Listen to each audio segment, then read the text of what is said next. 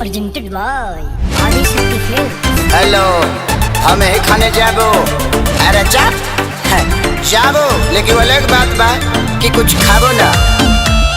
ई कब बोलत तनी चिरौआ? आई गंडगोल होबे, गंडगोल रे। आई हो दादा भूत हलेलस का। ई कोन भाषा बोलत तनी जी? ओड़ी बाबा की बोलछि रे तू? আমি তোমাকে ভালোবাসো করব। अरे बाप रे, लागत कोई कह देले बड़ी सका। हम यहीनी कमा के पुरबा से धो, तू तो देत बाड़ू जखम लगावे हमर हम। कौन फसैले बिया जी रौआ के? हम यहीनी कमा के पुरबा से धो, तू तो देत बाड़ू जखम लगावे हमर हम।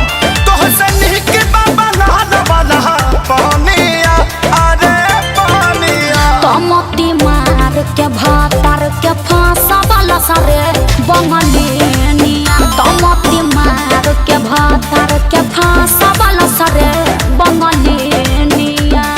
আমি বাঙাল যাবো और তাড়াতাড়ি করবো। कोनो कुछ खिया देले बारिश का? काहे इतना बड़बड़ा तनी? কি বলছি রে? এইখানে আসবো। अरे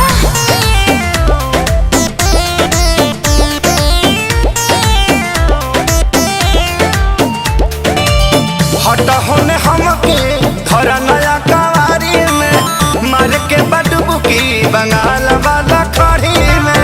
हट होने हमके धर नया कवारी में, मार के बडबुकी बंगाल वाला तो खड़ी में। पहले नदी रही बुझे लया बनाला, अपन छत छोड़ी फाने ला दू ताला।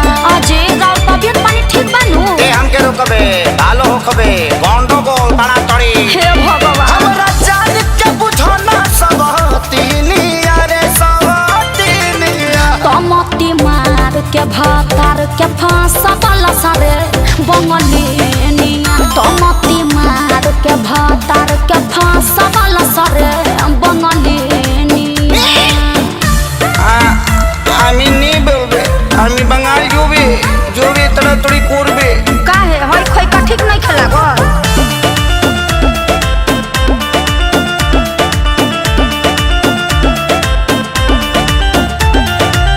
शहर में बोला कैसे रही अकेला, तहरा से मनबू तो करे खेला।